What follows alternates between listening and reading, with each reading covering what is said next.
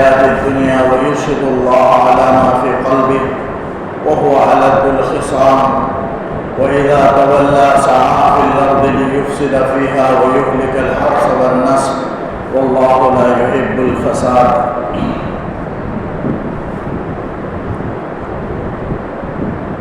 یہ دوسرے پارے کے نصف کے بعد کی آیات ہیں جس میں اللہ تعالیٰ منافق کی حالت کا تذکرہ کیا کہ منافق کی حالت، منافقین میں سے ایک شخص کے واقعے کو اللہ تعالیٰ نے یہاں بیان کیا. فرمایا وَمِنَ النَّاسِ مَن يُعْجِبُكَ قَوْلُهُ فِي الْحَيَاةِ الدُّنْيَا، لوگوں میں سے بعض کی باتیں آپ کو اچھی معلوم ہوں گی دنیاوی زندگی کے بارے میں. وَيُشْهِدُ اللَّهَ عَلَى مَا فِي قَلْبِهِ، اور اللہ کو اپنے دل کی بات پر وہ گواہ بناتا ہے، حالانکہ وہ أَلَدُّ الْخِصَامِ، وہ سخت جھگڑالو ہے اور سخت ترین آپ کا دشمن ہے. یعنی مفسرین نے لکھا ہے اخنس بن شریح ایک منافق تھا جس کی حالت کو اللہ تعالیٰ نے اس آیت میں بیان کیا. فرمایا وہ نبی کریم صلی اللہ علیہ وسلم کی خدمت اقدس میں حاضر ہوتا ہے تو آپ صلی اللہ علیہ وسلم کے سامنے بڑی میٹھی باتیں کیا کرتا ہے اور آپ صلی اللہ علیہ وسلم سے محبت کا اور مسلمانوں سے محبت کا، اسلام سے محبت کا دعویٰ کرتا ہے اور اللہ کو گواہ بنا کر کے قسمیں کھا کر کے آپ کو یقین دلاتا ہے کہ اس کے دل میں ایمان ہے، حالانکہ وہ اس کے دل میں ایمان موجود نہیں ہے، وہ منافق ہے، لیکن وہ قسمیں کھا کر کے آپ صلی اللہ علیہ وسلم کو یقین دلاتا ہے اور میٹھی میٹھی باتیں کرتا ہے. اللہ تعالیٰ اسی کے سلسلے میں آیت نازل کیا کہ وہ اخنس بن شریح یا شریح وہ منافقین میں سے ہیں اور آپ صلی اللہ علیہ وسلم کے سامنے میٹھی باتیں کرتا ہے اور اللہ تعالیٰ آپ صلی اللہ علیہ وسلم کو کہتا ہے کہ اے نبی آپ کو اس کی باتیں بڑی اچھی بھی معلوم ہوتی ہیں، حال یہ کہ وہ بڑا سخت جھگڑالو ہے. تو اس منافق کی حالت کو اللہ نے یہاں بیان کیا. حدیث میں حضور نبی کریم صلی اللہ علیہ وسلم نے فرمایا اللہ کے نزدیک سب سے زیادہ مغروض یعنی جس پر غصہ کیا گیا وہ شخص ہے جو ألد الخصام ہو. ألد الخصام یعنی سخت جھگڑالو ہو. آپ صلی اللہ علیہ وسلم نے فرمایا اس کی باتیں بہت اچھی ہوں اور اس کا عمل اچھا نہ ہو، ایسا شخص ألد خصم ہے اور یہ اللہ کے نزدیک سب سے مغروض ترین انسان ہے. تو اس آیت میں منافق کی حالت کو اللہ نے بیان کیا اور کہا کہ وَإِذَا تَوَلَّىٰ، جب وہ آپ کی مجلس سے پھرتا ہے، جاتا ہے، سعیٰ فی الارض اور زمین میں چلتا ہے تو لِیُفْسِدَ فِیہا، اس لیے چلتا ہے تاکہ زمین میں فساد مچائے. وَیُہْلِکَ الْحَرْثَ وَالنَّسْلَ، اور کھیتیوں کو، فصلوں کو، نسلوں کو ہلاک کرے، تباہ کرے زمین میں. اس طرح وہ اس لیے چلتا ہے اور فساد مچاتا ہے. واللہ لا یحب الفساد، اور اللہ تعالیٰ فساد کو پسند نہیں فرماتا. یعنی اسی اخنس بن شریح کی حالت کو یہاں اللہ تعالیٰ نے بیان کیا کہ اس کی یہ حالت ہے کہ وہ آپ صلی اللہ علیہ وسلم کی مجلس سے اٹھ کر کے جاتا ہے تو وہ فساد، زمین میں فساد مچاتا ہے. اس کے فساد میں سے ایک فساد یہ بھی ہے، روایتوں میں آتا ہے کہ اخنس بن شریح جنگ احد کے دن اپنے 300 ساتھیوں کو لے کر کے وہاں سے لوٹ گیا، میدان جنگ سے لوٹ گیا تاکہ مسلمان کم ہو جائیں اور شکست ہار جائیں، شکست کھا جائیں. یہ اس کی حالت ہے، اندرونی حالت. لیکن ظاہر میں آپ صلی اللہ علیہ وسلم سے محبت کا دعویٰ کرتا ہے اور قسم کھا کر کے کہتا ہے کہ اس کے دل میں ایمان موجود ہے، آپ سے مسلمانوں سے محبت ہے، لیکن اس کے عمل کا یہ عالم ہے کہ وہ اندر میں یہ چاہتا ہے کہ مسلمانوں کو شکست مل جائے. وہ 300 ساتھیوں کو لے کر گیا اور بنی ثقیف سے،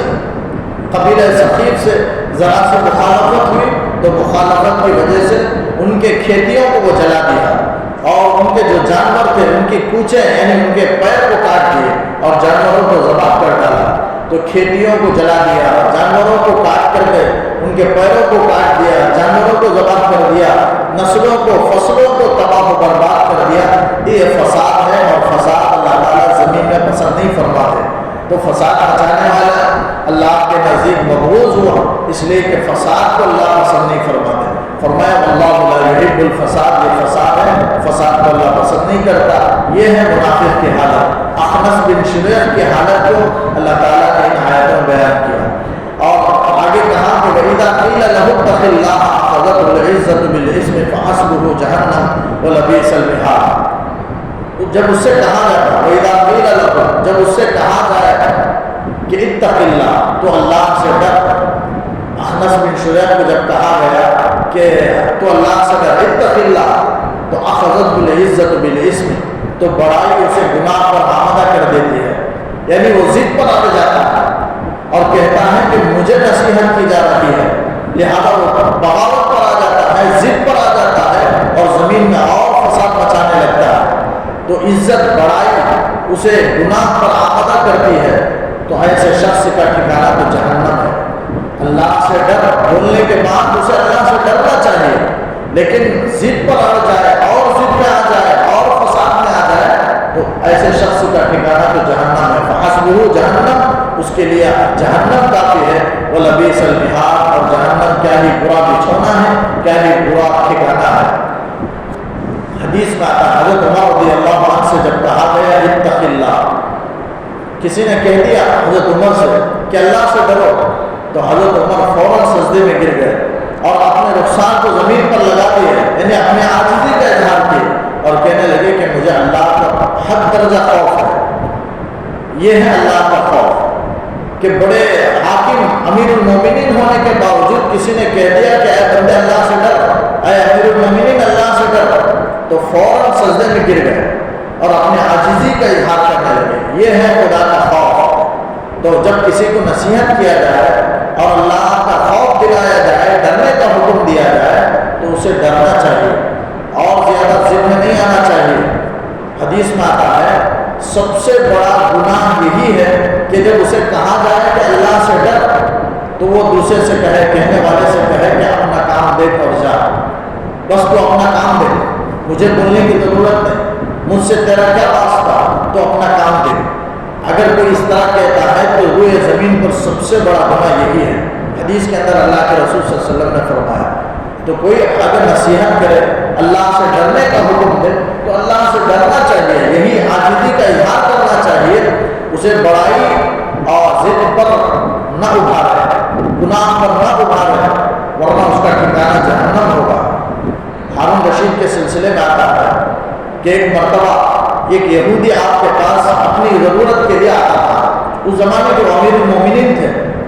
لیکن وہ کام امیر المومنین سے نہیں ہو سکا، تو وہ ٹلتا رہا یہاں تک کہ وہ یہودی ایک مرتبہ دیکھا کہ حضرت ہارون رشید وہ بڑے بزرگ ہیں اور بڑے نیک اللہ والے بڑے بادشاہ کے امیر المومنین تھے اس زمانے میں، اور نیک اور متقی تھے، بادشاہ گزرے ہیں جن کا نام ہارون رشید ہے. تو وہ اپنے گھر سے کسی کام سے نکلے. جب وہ راستے میں جا رہے تھے تو وہ یہودی راستے میں ان کے سواری کے سامنے آ کر کھڑا ہو گیا اور کہنے لگا اتق اللہ یا امیر المومنین، اے امیر المومنین اللہ سے ڈرو. کب سے میں آپ سے اپنی ضرورت، اپنی حاجت کی درخواست کر رہا ہوں پوری کرنے کی، لیکن آپ پوری نہیں کر رہے ہیں. اتق اللہ یا امیر المومنین. بس یہ کہنے لگے، یہ جملہ کہتے حضرت ہارون رشید اپنے اونٹنی سے گھوڑے سے اترے اور زمین پر سر رکھ کر کے اللہ کے سامنے سجدہ ریز ہو گئے اور توبہ استغفار کی، اور سر اٹھانے کے بعد اپنے وزیروں سے کو حکم دیا کہ اس کی حاجت پوری کر دی جائے. چنانچہ اس کے بعد اس کی حاجت پوری ہوئی. جب وہ اپنے محل کی طرف آنے لگے تو ایک شخص نے پوچھا، اے امیر المومنین، ایک معمولی ایک یہودی، آپ اس کے کہنے کی وجہ سے زمین میں اتر گئے اور سجدے میں گر گئے اور اس کی حاجت پوری کر دی، کیا وجہ ہے؟ تو انہوں نے فرمایا مجھے اس کا کوئی ڈر نہیں ہے یہودی کا، مجھے اللہ کا ڈر اس وقت پیدا ہو گیا اس لیے کہ اس شخص نے اتق اللہ کہا. تو مجھے یہ آیت یاد آ گئی کہ وَإِذَا قِيلَ لَهُ اتَّقِ اللَّهَ، جب کہا جائے کہ اللہ سے ڈرو تو ڈرنا چاہیے، ورنہ فحسبہ جہنم، اگر کوئی اس کے خلاف کیا تو اس کا ٹھکانہ جہنم ہے. یہ مجھے یاد آ گیا، اس لیے میں ڈر کر کے سجدہ ریز ہو گیا، اللہ سے معافی مانگی اور اس کی حالت میں نے پوری کر دی. تو یہ ہے اللہ کے نیک بندے کہ جب ان سے کہا جائے تو اطاعت کر لینا چاہیے، مان لینا چاہیے، ڈرنا چاہیے. حدیث میں آتا ہے اگر کوئی برائی دیکھے ہوتے ہوئے تو اسے اس کا اعلیٰ درجہ یہ ہے کہ اسے روکنے کی کوشش کرے. مر رہا منکم منکرا فلیغیرہ بیدی، اسے ہاتھ پکڑ کر روکنے کی استطاعت ہے تو گناہ سے ہاتھ پکڑ کر کے روکے، ورنہ زمین میں عذاب نازل ہوگا، سب ہلاک و برباد ہوں گے۔ اور پھر آگے درجہ اللہ کے رسول صلی اللہ علیہ وسلم نے بیان فرمایا اگر ہاتھ سے روکنے کی استطاعت نہیں ہے تو زبان سے روکے، فَإِن لَّمْ يَسْتَطِعْ فَبِلِسَانِهِ، زبان سے بول کر کے روکے۔ اگر وہ زبان سے بھی بول نہیں سکتا ہے، بالکل پست ہے، اس کے مقابلے میں کوئی حیثیت نہیں رکھتا ہے، تو کم از کم زبان دل سے تو برا جانا ہے۔ فَإِن لَّمْ يَسْتَطِعْ فَبِقَلْبِهِ، آپ صلی اللہ علیہ وسلم نے فرمایا زبان سے بولنے کی بھی استطاعت نہیں ہے تو اپنے دل میں اسے برا جانا ہے۔ وَذَلِكَ أَضْعَفُ الْإِيمَانِ، ایمان کا کمزور ترین درجہ ہے، سب سے کم درجہ یہ ہے کہ وہ دل میں برا تو سمجھے، اگر برا بھی نہیں سمجھتا ہے تو ایمان کا کوئی درجہ اس کے اندر نہیں ہے۔ اپنے ایمان کے بارے میں سے فکر کرنا چاہیے، لہٰذا عمل کو برے کام کو برا تو سمجھنا چاہیے، لیکن برائی کرنے والے کو انسان کو برا نہ سمجھے بلکہ برے کام کو برا سمجھے،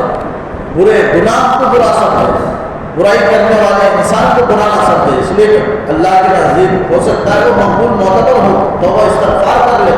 تو اس لیے گناہ کرنے والے کو برا نہیں سمجھنا چاہیے، اس برے عمل کو برا سمجھنا چاہیے۔ تو یہاں اگر کوئی نصیحت کرے تو اسے قبول کرنا چاہیے اور اللہ کا خوف پیدا کرنا چاہیے، لیکن اگر کوئی ضد پر اڑ جائے تو یہ منافق کی عادت ہے۔ منافقین کی کئی عادتیں ہیں۔ نفاق دو طریقہ ہے، آپ صلی اللہ علیہ وسلم کے زمانے میں جو منافق تھے وہ نفاق اعتقادی تھا، یعنی اندر کفر تھا، ظاہر میں اسلام کا اعتقاد تھا، اسلام کا عمل تھا، اپنے اظہار میں اسلام کو وہ ظاہر کر رہے تھے لیکن اندر سے کفر تھا۔ یہ نفاق اعتقادی ہے، اور ایک ہے نفاق عملی، یعنی عملاً منافق والا عمل کرنا، اس سے آدمی کافر تو نہیں ہوتا، جیسے آج ہمارے اندر پایا جاتا ہے کہ کوئی نصیحت کرے تو ضد پر اڑ جانا اور جذبات میں بھڑک جانا اور فساد مچانا، شیطانیت پر اتر آنا، یہ سب منافقین کے جھوٹ، اذا حدث، جب بھی بات کرے تو جھوٹ بولے، امانت رکھے تو خیانت کرے، وعدہ کرے تو خلاف ورزی کرے، یہ سب منافقین کی علامتیں آپ صلی اللہ علیہ وسلم نے بیان فرمائی ہیں۔ تو اس میں سے ایک علامت یہ بھی ہے کہ اسے جب کہا جائے اللہ سے ڈر تو وہ ضد پر اڑ جائے اور فساد مچانے لگے، یہ بھی منافق کی ایک عادت ہے۔ تو منافق کی عادت سے تو آج منافقین کے جو عمل ہے وہ عمل ہمارے اندر پائے جاتے ہیں، اعتقاد تو نہیں ہے لیکن عمل نفاق عمل کے آج پایا جاتا ہے، اسے بھی بچنا چاہیے۔ اس پر بھی اللہ کے رسول نے وہی بیان فرمائی ہے۔ تو یہ تو منافق کی حالت تھی۔ آگے اللہ تعالیٰ مومن کی حالت کو بیان، مخلص مومن کی، جو صحابہ کرام ہیں، ایک صحابی تھے، ان کی شان میں اللہ ایک آیت نازل کیا، فرمایا وَمِنَ النَّاسِ، لوگوں میں سے بعض ایسے ہیں جو اوپر گزرے، اور لوگوں میں سے بعض ایسے بھی ہیں کہ مَن یشری نفسہ، جنہوں نے اپنے آپ کو، اپنی ذات کو ہی بیچ دیا، ابتغاء مرضات اللہ، اللہ کی رضا کے طلب میں، اللہ کی رضا کو حاصل کرنے کے لیے انہوں نے اپنی جان کو بھی بیچ ڈالا، اپنے آپ کو بیچ دیا، اپنے مال کو، اپنی جان کو، اپنے جائیداد کو، گھر بار کو، دکان مکان کو، باغ کو، کھیت کو، ساری چیزوں کو اللہ کی رضا کے لیے انہوں نے چھوڑ دیا، بیچ دیا۔ اللہ نے ان کی تعریف میں آیت نازل فرمائی اور کہا کہ واللہ رؤوف بالعباد، اللہ تعالیٰ اپنے بندوں پر بہت مہربان ہے۔ یقیناً اللہ مہربان ہے، جب مال تو اللہ ہی نے دیا ہے، اللہ ہی کا مال ہے، لیکن پھر بھی اللہ تعالیٰ کہہ رہا ہے کہ مال کے بدلے میں اللہ نے جنت دے دی، جنت کے بدلے میں اللہ نے مومنوں کے مال کو خرید لیا، یہ اللہ کا مزید احسان ہے۔ پہلے سے مال اللہ ہی کا ہے، لیکن اللہ کا یہ کہنا کہ مال کے بدلے میں، جنت کے بدلے میں نے مال خرید لی ہے اور مومنوں کو جنت دے دی ہے، یہ مزید احسان ہے اللہ کا۔ تو یہ اللہ تعالیٰ کا اس طرح کہنا ایک احسان ہے۔ تو سب اللہ ہی کا ہے، لیکن اس مال کو بھی اللہ کی رضا کے لیے وہ خرچ کر دیتے ہیں۔ یہ آیت مفسرین نے لکھا ہے، ایک صحابی سہیل رومی رضی اللہ عنہ، ان کی شان میں آیت نازل ہوئی۔ مکے میں کفار قریش ان کا پیچھا کر رہے تھے، صحابہ حضور صلی اللہ علیہ وسلم سے مدینے کی طرف ہجرت کر چکے تھے، اب یہ ہجرت نہیں کیے تھے لیکن بعد میں ہجرت کے ارادے سے مکے سے نکلے، تو کفار قریش ان کا پیچھا کیے اور پیچھا کر کے راستے میں آ کر پکڑ لیے اور ان کے سواری کے سامنے آ کر کھڑے ہو گئے اور کہنے لگے تم مکہ مدینہ نہیں جا سکتے۔ تو حضرت سہیل رومی کہنے لگے تم تو جانتے ہو کہ میں بہترین تیر انداز ہوں، تیر پھینکنے والا ہوں۔ ترکش دکھانے لگے۔ ترکش وہ آلہ ہے جس میں تیر رکھا جاتا ہے، جو پیٹھ پر باندھ لیا جاتا ہے، اسے دکھانے لگے اور کہنے لگے کہ دیکھو میرے پاس ترکش ہے، اس میں تیر ہے، میں تم سے مقابلہ کروں گا، اور ایک ایک تیر کے تم تو جانتے ہو کہ میں کیسا تیر انداز ہوں، ایک تیر بھی مجھ سے ضائع نہیں جاتی ہے، برابر نشانے کا میں بہت بڑا کمال رکھتا ہوں، لہذا تم مجھ سے بچ نہیں سکتے۔ جب تک میرے ترکش میں تیر ہے میں مقابلہ کروں گا تیروں سے، اور میرے پاس تمہارے ہاتھ اس وقت تک نہیں آؤں گا جب تک تیر ختم ہو جائے اور تلوار ٹوٹ جائے۔ میرے پاس تلوار بھی ہے، میں تلوار بھی چلاؤں گا، تلوار چلانے کی بھی مجھے مہارت ہے، تم سے مقابلہ کروں گا۔ کفار کی ایک بڑی جماعت سامنے کھڑی ہوئی ہے، سب کے سب ڈر گئے، یہ تنہا ہے، اکیلا ہے، اور پوری ہمت کے ساتھ مقابلے کے ساتھ کہتے ہیں کہ تم یا تو مقابلہ کرو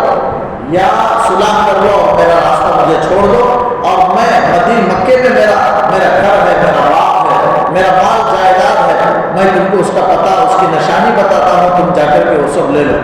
اور اس کے بدلے میں مجھے راستہ چھوڑ دو۔ تو یا تو صلح کر لو مال کے بدلے میں، یا مقابلے کے لیے تیار ہو جاؤ۔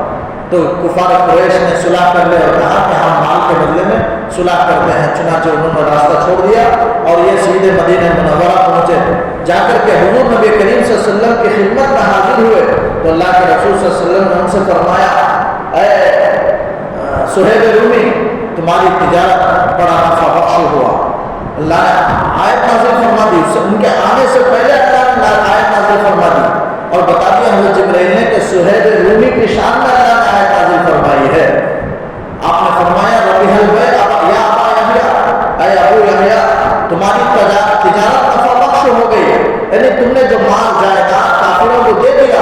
یہ اللہ تعالیٰ کو بہت پسند آیا۔ اللہ کی محبت میں تم نے مکہ چھوڑ کر کے مدینے کی طرف تم نے ہجرت کی ہے، اور اللہ کی رضا کے لیے تم نے یہ کام کیا ہے، اللہ کی خوشنودی کے لیے تم نے اپنے سارے مال ان کے حوالے کر دیا، یہ اللہ کو بہت پسند آیا۔ اس کی تعریف میں اللہ نے آیت نازل فرمائی اور کہا کہ وَمِنَ النَّاسِ مَن يَشْرِي نَفْسَهُ ابْتِغَاءَ مَرْضَاتِ اللَّهِ وَاللَّهُ رَءُوفٌ بِالْعِبَادِ۔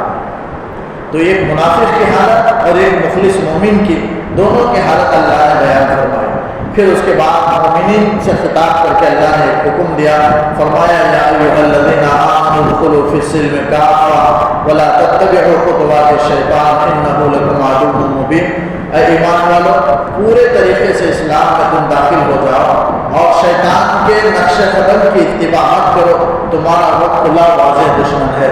یہ آیت کا ترجمہ ہے۔ مفسرین نے لکھا ہے یہ آیت کیوں نازل ہوئی، کس موقع پر نازل ہوئی۔ مفسرین نے لکھا ہے کہ ایک مرتبہ جو صحابہ یہودیت میں تھے بعد میں اسلام قبول کیے، دین یہودیت کو چھوڑ کر اسلام آپ صلی اللہ علیہ وسلم کے ہاتھ پر اسلام قبول کیے، اس سے پہلے وہ یہودی تھے،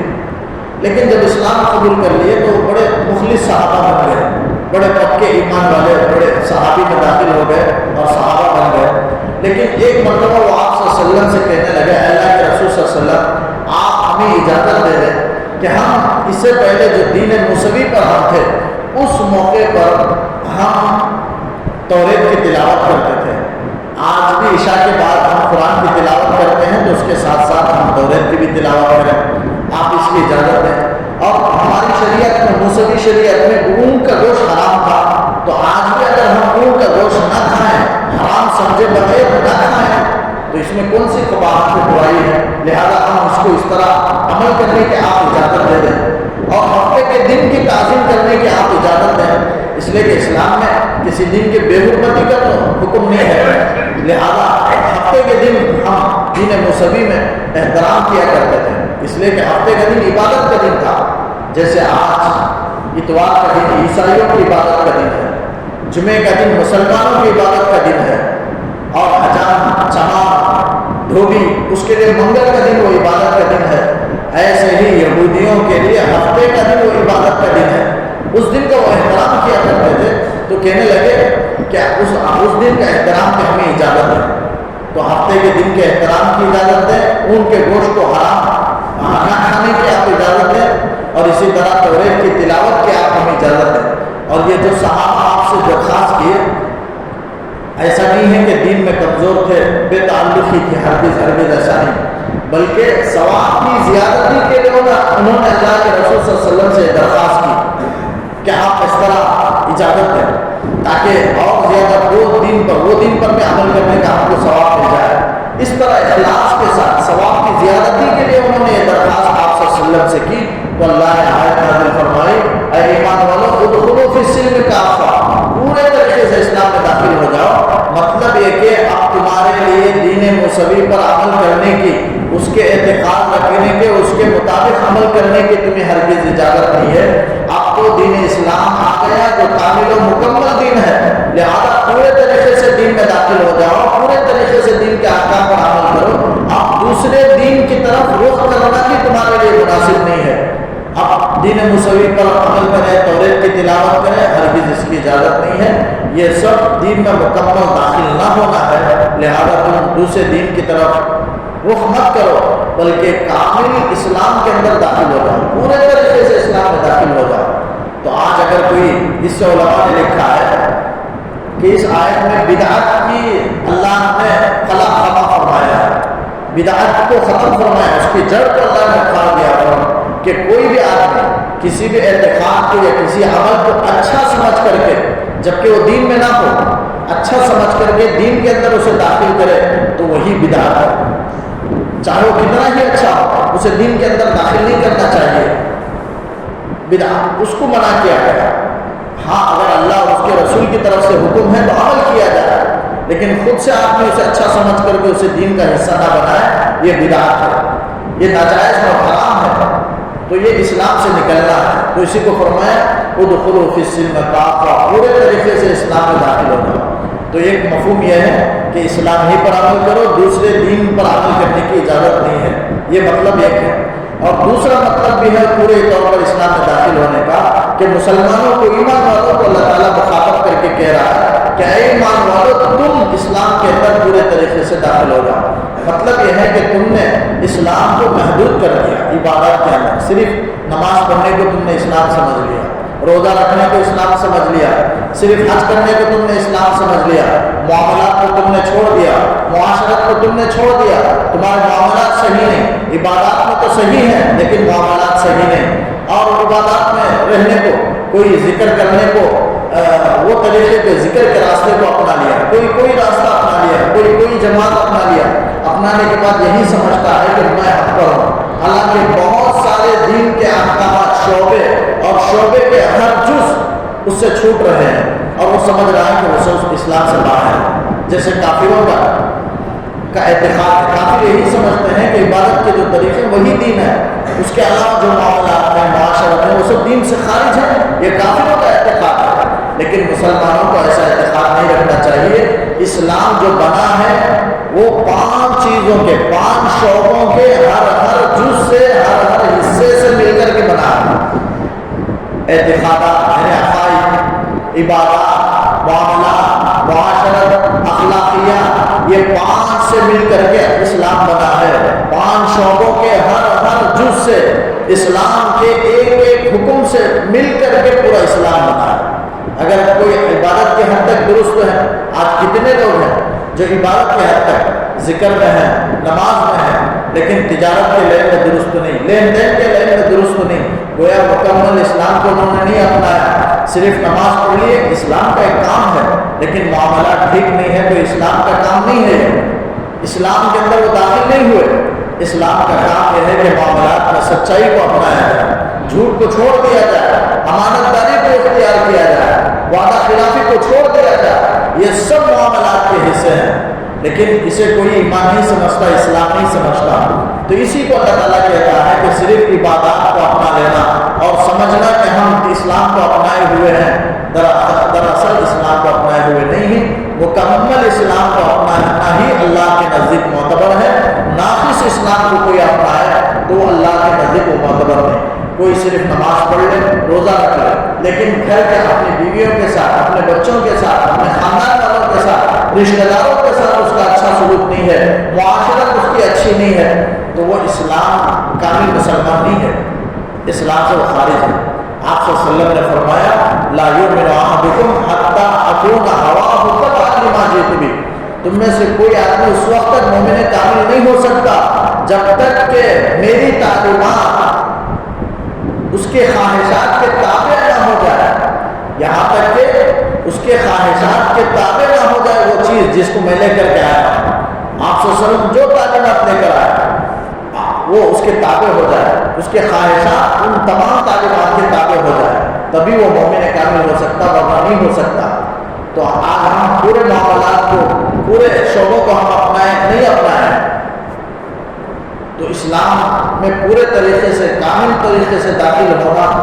اسی وقت کہلائے گا جب آدمی پانچوں شعبوں میں درست ہو، اور پانچوں شعبوں کے ہر حصے میں، ہر جز میں وہ کامل و مکمل ہو۔ یہی پورے طریقے سے اسلام میں داخل ہونا ہے۔ اسی کو اللہ تعالیٰ نے فرمایا اور کہا کہ وَلَا تَتَّبِعُوا خُطُوَاتِ الشَّيْطَانِ، شیطان کے نقش قدم پر نہ چلو، إِنَّهُ لَكُمْ عَدُوٌّ مُّبِينٌ، وہ تو تمہارا کھلا دشمن ہے۔ ہر انسان جانتا ہے کہ شیطان کھلا دشمن ہے، اس کی اتباع نہیں کرتا ہے، اس لیے کہ شیطان ہر حال میں پوری طاقت اس میں صرف کرتا ہے کہ انسان کو خدا کی اطاعت سے بہکا دے، ہٹا دے۔ یہ انسان کی کوشش ہے، یہ شیطان کی کوشش ہے۔ تو شیطان کے مکر و فریب کو جاننا چاہیے، اس کے مکر سے غافل نہیں رہنا چاہیے۔ شیطان سب سے پہلے انسان کو بدعت میں پھانسنا چاہتا ہے، کفر میں پھانسنا چاہتا ہے۔ کفر سے بچ گیا تو بدعت میں اٹکانا چاہتا ہے، پھانسنا چاہتا ہے، اور بدعت میں مبتلا کرنا چاہتا ہے۔ بدعت سے بھی بچ گیا تو گناہ کبیرہ میں مبتلا کر دیتا ہے، اس سے بھی بچ گیا تو گناہ صغیرہ میں مبتلا کر دیتا ہے، اس سے بھی بچ گیا تو پھر مباح میں بہت سارے غلط تصورات ذہن کے اندر پیدا کر دیتا ہے۔ کسی نہ کسی طرح انسان کے اعمال کو برباد کرنے پر وہ لگا ہوا ہے، اس لیے کہ وہ انسان کا دشمن ہے۔ اللہ کی اطاعت سے وہ انسان کو ہٹانا چاہتا ہے شیطان۔ تو اللہ تعالیٰ کہا شیطان کے نقش قدم کی اتباع مت کرو، اس کے چال کو سمجھو، تمہارا کھلا دشمن ہے۔ فَإِن زَلَلْتُم مِّن بَعْدِ مَا جَاءَتْكُمُ الْبَيِّنَاتُ، اس کے بعد تمہارے پاس واضح دلائل آ جانے کے بعد بھی اگر تم پھسل گئے، یعنی اللہ تعالیٰ کی واضح تعلیمات آنے کے بعد بھی اگر دین موسوی کو تم نے اختیار کیا اور دین موسوی کے احکامات پر تم نے عمل کیا اور پھسل گئے، یا کفر کو تم نے اختیار کر لیا، یا اسلام مسلمان رہتے رہتے کہیں پھسل کر کے بدعت کے راہ انہوں نے اختیار کر لی، ایسا آدمی کو چوکنا رہنا چاہیے۔ قرآن نے وعید بیان فرمائی ہے کہ جو صحیح راہ پر ہوتے ہوتے اچانک پھسل جائے، راہ راست سے ہٹ جائے، تو اللہ تعالیٰ نے وعید بیان فرمائی کہ فَاعْلَمُوا، جان لو کہ اللہ عزیز، اللہ غالب ہے، یعنی تمہیں سزا پہنچائے گا۔ اللہ کے سزا دینے میں کوئی رکاوٹ نہیں بن سکتا، کوئی مانع نہیں بن سکتا، کوئی اللہ کے عذاب دینے سے اللہ کو روک نہیں سکتا، لہذا کوئی غالب نہیں آئے گا۔ اللہ غالب ہے، حکیم ہے، یعنی اللہ حکمت والا ہے، کس کو عذاب دینا ہے، کب عذاب دینا ہے، اللہ تعالیٰ اس کے مطابق۔ ایسا نہیں ہے بعضوں کو اللہ ڈھیل دیتا ہے تو اس کا یہ مطلب نہیں ہے کہ اللہ اس سے راضی ہے، بلکہ ڈھیل دے رہا ہے، اس کے بدعمالی کے باوجود ڈھیل دے رہا ہے۔ تو ڈھیل دینا یہ اللہ کی حکمتوں اور مصلحتوں میں سے ہے، عذاب دینا بھی اس کی حکمتوں اور مصلحتوں میں سے ہے، اور جلد سزا نہ دینا یہ بھی اس کی حکمت و مصلحتوں میں سے ہے۔ تو کوئی سزا نہ دے تو یہ نہ سمجھے کہ اللہ بھول گیا ہے، اللہ بھولنے والا بھی نہیں، انصاف کے خلاف کرنے والا بھی نہیں، نامناسب امر کا حکم دینے والا بھی نہیں۔ اللہ تعالیٰ تو حکمت والا ہے، حکمت کے تحت اس کا ہر کام ہوتا ہے۔ تو جان لو اللہ غالب ہے، حکمت والا ہے، یعنی سزا دے گا، اس کے سزا کو کوئی روک نہیں سکتا۔ هل ينظرون، ایک آیت کہہ کر اپنی بات کو ختم کرتا ہوں۔ هل ينظرون الا ان ياتيهم الله في ظلل من الغمام والملائكه وقضي الامر، اللہ تعالیٰ سوال کرتا ہے اتنی قرآن میں واضح نشانیاں آ جانے کے بعد، کھلے طور پر اللہ واضح طور پر بیان کرنے کے بعد بھی اگر اللہ کے حکم کی خلاف ورزی کرے تو اللہ تعالیٰ سوال کرتا ہے کیا یہ لوگ صرف انتظار کر رہے ہیں کہ اللہ بادل کے سائبانوں میں آ جائے، والملائکہ، اس کے ساتھ فرشتے بھی آ جائیں، وقضی الامر، اور قصے کو تمام کر دیا جائے، قصے کو تمام آخرت میں کیا جائے گا، قیامت میں کیا جائے گا۔ اللہ بادلوں میں جو آئیں گے قیامت کے دن آئیں گے، بادلوں کے سائبانوں میں، جیسے حدیث میں آتا ہے کل قیامت کے دن تمام انسان جمع ہوں گے اور سب آسمان اوپر کی طرف نظر اٹھائے ہوئے ہوں گے اللہ تعالیٰ کو دیکھنے کے لیے، یعنی حساب و کتاب سب کچھ ہو جانے کے بعد تمام جنتی ایک جگہ جمع ہوں گے، پھر اللہ کے منتظر ہوں گے، آسمان کی طرف آنکھ اٹھائے ہوئے ہوں گے، تو اللہ تعالیٰ آسمان ایسا انسانوں کو دکھائی دے گا کہ آسمان پھٹا اور بادل کے سائبانوں میں اللہ تعالیٰ عرش سے کرسی کی طرف آ گیا ہے، یعنی بادل کے سائبانوں میں آ گیا ہے اور لوگ اس کی تجلی کو دیکھ رہے ہیں۔ حالانکہ ایسا منظر ہوگا، لیکن روایتوں میں یہ بھی آتا ہے کہ اللہ تعالیٰ عرش سے نہیں اتریں گے، کہیں اللہ منتقل نہیں ہوں گے قیامت میں بھی، لیکن انسانوں کو ایسا محسوس ہوگا کہ ان کے آنکھوں کو اللہ تعالیٰ متغیر کر دے گا، یعنی انسان تو بظاہر اللہ کے جلوے کو دیکھیں گے، اللہ کو دیکھیں گے، لیکن اللہ انسانوں کے آنکھوں کو ایسا متغیر کرے گا کہ وہ اللہ کی تجلی کو دیکھیں گے، لیکن اللہ تعالیٰ زمان مکان سے اترنے چڑھنے سے اللہ کی ذات پاک ہے، اللہ کہیں منتقل ہونے والا نہیں، اپنے عرش پر وہ قائم ہے، رہے گا ہمیشہ ویسے ہی رہے گا، لیکن انسان کے آنکھوں کو اللہ تعالیٰ متغیر کر دے گا۔ تو اسی کو یہاں کہا گیا، یہ کفار کیا یہ سمجھ رہے ہیں کہ اللہ بادل کے سائبانوں میں آ جائے؟ خود اللہ تعالیٰ کہتا ہے، تو معلوم ہوگا کہ اللہ کل قیامت میں ایسے ہی آئے گا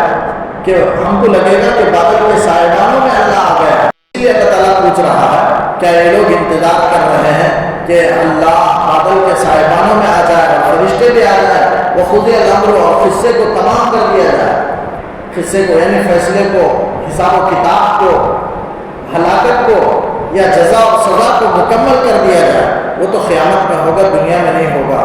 دنیا عمل کی جگہ ہے، حساب و کتاب کی جگہ نہیں ہے۔